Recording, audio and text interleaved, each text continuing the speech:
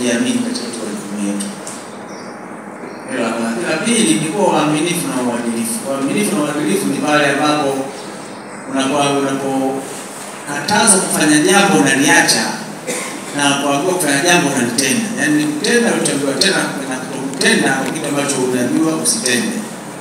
Ndio uaminifu wa matokeo yao. Sasa na nyinyi mmeonyesha huo uadilifu. Mmeonyesha huo uaminifu. Naomba muendelee nao na tume inaweza na nyinyi kwa mkaendelea na zoezi hili mpaka wakati wa uchaguzi pia. Lakini zoezi hili na maboresho ya daftari hili au 200 inaendana pia na uwekaji wazi wa zile taarifa tulizochukua kwenye awamu ya kwanza. Na wengi mmetoka kwenye vituo vyetu, nafikiri jana niliona kulikuwa na zoezi la ubandikaji wa madaftari na watu wameanza kuhakiki taarifa zao.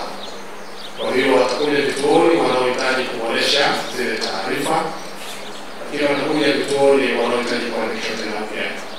Wote wahudumieni. Wakati wa mada zinawasilishwa hapa, mtaambiwa kwa kina yale mnayokwenda kufanyia kazi huko. Mimi nawapa tu kama utambulisho, lakini wahudumieni watu wote, wale ambao wataonekana taarifa zao zina kasoro ni daftari la awali, na wengine wapya watakao wamekuja kwa fursa katika awamu ya kwanza. Tunapenda sana kuendelea kuhamasisha na watu wote wajitokeze kwenye zoezi hili, hasa huko kwenye kata, kwenye vijiji na kwenye vitongoji. Watu waje kwa wingi kwa sababu siku ni 7 tu zilizotolewa kwa mujibu wa taarifa ya Tume ya Uchaguzi, lakini pia viongozi watusaidie kuhamasisha watu wajitokeze kwa wingi.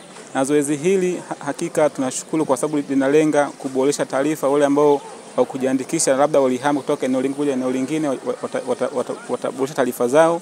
Hapa leo tupo kwa ajili ya kupata mafunzo ambayo yatatuwezesha sisi kama waendesha vifaa vya TEHAMA kuweza kutoa huduma bora kwa watu wote ambao wanatarajiwa mpaka kufikia tarehe ya uandikishaji kuanza, watakuwa wamefikisha zile taratibu za kuweza kuja kujiandikisha, na wale ambao walipoteza kadi zao na kupata nafasi ya kuja kujiandikisha, na wale wote ambao wana sifa za kujiandikisha kuanzia tarehe hiyo. Basi mafunzo haya sisi tupo hapa kwa ajili ya kupata taratibu zote za uendeshaji wa vifaa vipo ni vya kisasa kabisa. Pia nawasihi sana wananchi wajitokeze kwa wingi kwa sababu hii ndio fursa ya mwisho katika zoezi hili la kuandikisha. Wajitokeze katika vituo husika. Kwa wale wanaoanza kujiandikisha wajiandikishe, kwa wale wanaokuja kurekebisha taarifa zao waje warekebishe, na kwa wale ambao wanahitaji kufuta taarifa aidha za ndugu zao, watoto wao, jamaa zao, basi waje wajitokeze ili tumalizie zoezi letu.